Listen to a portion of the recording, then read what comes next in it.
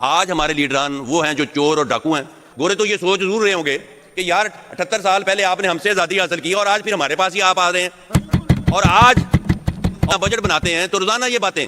اور ہماری بڑی ڈٹائی کے ساتھ ہمارے وزراء یہ کہہ رہے ہوتے ہیں کہ جناب آئی ایم ایف نہیں مان رہا, جناب اس ملک کو آئی ایم ایف کو ہی دے دیا جائے. ہمیں یہ جو سو کارڈ جو اصل حکمران تھے یہ غلاموں کو جو ہماری سنگلیاں پکڑا کے چلے گئے ہیں تو بہتر ہے انہیں کو یہ ملک حوالے کر دیا جائے. یہ جو گوروں کے غلام تھے نسل در نسل غلام, یہ تو ہم سے ایسے بدلہ لے رہے ہیں, ہماری عوام سے ایسے بدلہ لے رہے ہیں جیسے نعوذ باللہ انہوں نے کوئی بہت بڑا جرم کیا ہو. ہماری قوم کو شعور ہوتا تو آج یہ کرپٹ اور جو جاہل قسم کے حکمران ہم پہ مسلط نہ ہوتے. قومیں سر ایسے نہیں بنتی, قومیں بنتی ہیں تعلیم کے ساتھ. جب آپ لوگوں کو نالج ہوگا, لوگ جتنے بھی بجٹ بناتے رہے اگلے بجٹ میں بھی ہمارے یہی حالات ہوں گے. آپ پیچھے چل جائیں ماضی میں, کیا ہمارے سرکاری اسکولوں کے پڑھے ہوئے لوگ وہ جج بھی بنتے تھے, جرنیل بھی بنتے تھے, سیاستدان بھی بنتے تھے؟ ہم بیٹھے ہیں, ہمیں اپنی گریبانوں میں جھانکنا چاہیے. 78 سالہ تاریخ کو دیکھیں, میں نے تو جو دیکھا ہے کوئی پاکستان میں سیاستدان تو کوئی غریب نہیں ہوا, افسر غریب نہیں ہو رہا. تو پھر ہمیں یہ دیکھنا پڑے گا تو عام آدمی کیوں غریب ہو گیا؟ تو سر اس میں یہ لکھا ہوا ہے کہ پاکستان میں جو بچہ پیدا ہوئے گا وہ 5 سال سے لے کے 16 سال کی عمر تک وہ لازمی اسکول جائے گا. تو میں تو یہ سمجھتا ہوں ہمارے پیغمبر نے 1400 سال پہلے ہمیں یہ کہا کہ مسلمان کے لیے علم حاصل کرنا فرض ہے. تو نہ تو ہم نے پیغمبر کی بات پہ عمل کیا اور نہ ہم نے 73 کے آئین پہ عمل کیا. اگر میں سمجھتا ہوں ہماری قوم کو شعور ہوتا تو آج یہ کرپٹ اور جو جاہل قسم کے حکمران ہم پہ مسلط نہ ہوتے. وہ جو سمجھتے ہیں کہ قومیں ایسے بنتی, قومیں سر ایسے نہیں بنتی, قومیں بنتی ہیں تعلیم کے ساتھ.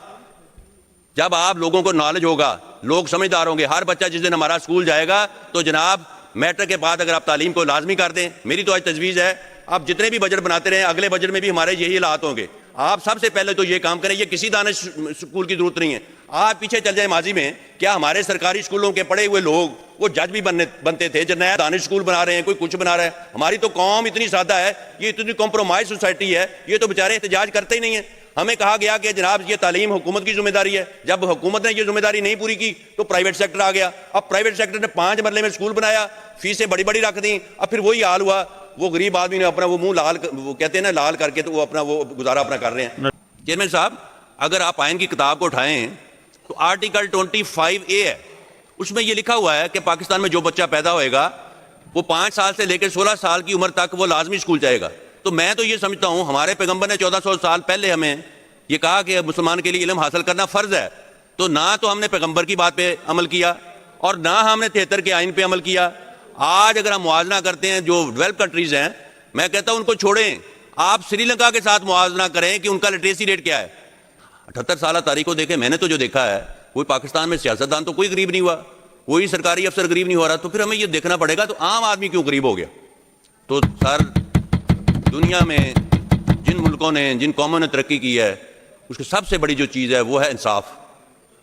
تو میں یہ سمجھتا ہوں آج جو ناانصافی ہیں وہ ہمیں منہ چڑھا رہی ہیں اور پورا پاکستان 25 کروڑ کے عوام اس کا خمیازہ بھگت رہے ہیں. اور یقیناً یہ آئین, یہ میں سمجھتا ہوں عوام کے درمیان حکومت کا عمرانی معاہدہ ہوتا ہے. تو جناب ہم جب 73 کی آئین کی بات کرتے ہیں تو اس میں تو لکھا ہوا تھا پاکستان میں جو بچہ پیدا ہوئے گا 5 سال سے لے کے 16 سال کی عمر تک وہ لازمی اسکول جائے گا. آج اگر ہم سے بعد ملک آزاد ہوئے تو وہ ہم سے کہیں اوپر جا چکے. تو ہمیں سب سے پہلے تو یہ دیکھنا چاہیے کہ وہ کون سی وجوہات ہیں. آج بھی ہمارا جو ایک ووٹر ہے, جو ہمارا ایک غریب آدمی ہے, وہ صرف 2 وقت کی روٹی سے بھی میں سمجھتا ہوں اس کو بھی ترس رہا ہے. تو یہ پاکستان جیسے کہ ہم نے اپنی کتابوں میں پڑھا کہ ایک زرعی ملک کے طور پہ جانا جاتا تھا, لیکن آج ہمیں بدقسمتی سے مجھے یہ کہنا پڑتا ہے ہمیں گندم وہ بھی امپورٹ کرنی پڑتی. اور اگر ہم 78 سال کی تاریخ کو دیکھیں تو سب سے پہلے ہمیں یہ دیکھنا پڑے گا یہ ملک پاکستان وجود میں کیسے آیا. آج اگر وہ بزرگ ہمیں ملتے ہیں جو 78 سال سے جن کی عمر زیادہ ہے اور حیات ہیں, تو وہ تو ہمیں یہ بتاتے ہیں کہ یہ 2 قومی نظریہ بھی اس میں بنا تھا. جب ہندوستان میں جب یہ تحریک آزادی شروع ہوئی ہے تو اس سے پہلے ہندو, سکھ اور مسلمان سب نے تحریک آزادی میں حصہ لیا. صرف ایک مقصد تھا جو اس وقت میں سمجھتا ہوں مسلم لیگ کے جو ہمارے سربراہ تھے, جو قائد اعظم محمد علی جناح, جن کی آواز پہ لبیک کہتے ہوئے پوری مسلمان قوم ان کی چھتری کے نیچے اکٹھی ہوئی. تو یہ مقصد تو یہ تھا کہ ایک ایسا ملک بنے گا جہاں جو اسلام کے نام پہ وجود میں آیا, جس کا نام پاکستان رکھا گیا. اور یہ کہا گیا کہ آج بھی ہمیں وہ نعرہ سننے کو ملتا ہے پاکستان کا مطلب کیا, لا الہ الا اللہ. لیکن بدقسمتی سے اگر ہم اس نعرے پہ غور کریں تو آج بھی ہم اس کو شاید اس کے جو معنوں کو آج بھی ہم سمجھ نہیں سکے. آج میں کسی بھی تنقید نہیں کروں گا, چاہے ادھر میرے دوست بیٹھے ہیں یا حامد بیٹھے ہیں, ہمیں اپنی گریبانوں میں جھانکنا چاہیے. 78 سالہ تاریخ کو دیکھیں, میں نے تو جو دیکھا ہے کوئی پاکستان میں سیاستدان تو کوئی غریب نہیں ہوا, کوئی سرکاری افسر غریب نہیں ہو رہا. تو پھر ہمیں یہ دیکھنا پڑے گا تو عام آدمی کیوں غریب ہو گیا. تو سر دنیا میں جن ملکوں نے جن قوموں نے ترقی کی ہے اس کو سب سے بڑی بسم اللہ الرحمن الرحیم۔ السلام علیکم ناظرین، آپ نے لطف نظر کی تقریر سنی۔ پاکستان نے آزادی حاصل کرنے کے 18 برس گزارنے کے باوجود آج بھی سماجی چیلنجز کا سامنا کر رہا ہے۔ عوام کا ایک بڑا طبقہ یہ محسوس کرتا ہے کہ ملک کی سیاسی قیادت عوامی خدمت کے بجائے ذاتی مفادات کو ترجیح دیتی رہی ہے، جس کے باعث عام شہریوں کی مشکلات میں مسلسل اضافہ ہوا ہے۔ ملک کے معیشت کئی برسوں سے بیرونی قرضوں اور ہیں۔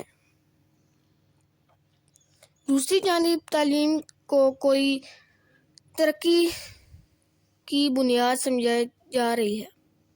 ماضی میں سرکاری تعلیمی اداروں سے فارغ التحصیل افراد ملک کے اعلیٰ عہدوں تک پہنچتے ہیں، مگر وقت کے ساتھ تعلیمی نظام کو درپیش مسائل سے معیشت کو متاثر کیا۔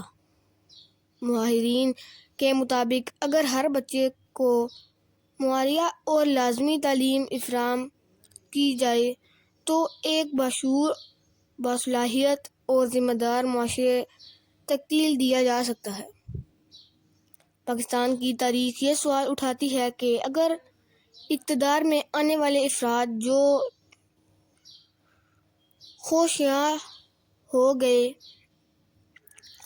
ہو گئے تو عام آدمی کی زندگی کیوں مشکل ہے؟ اس کا جواب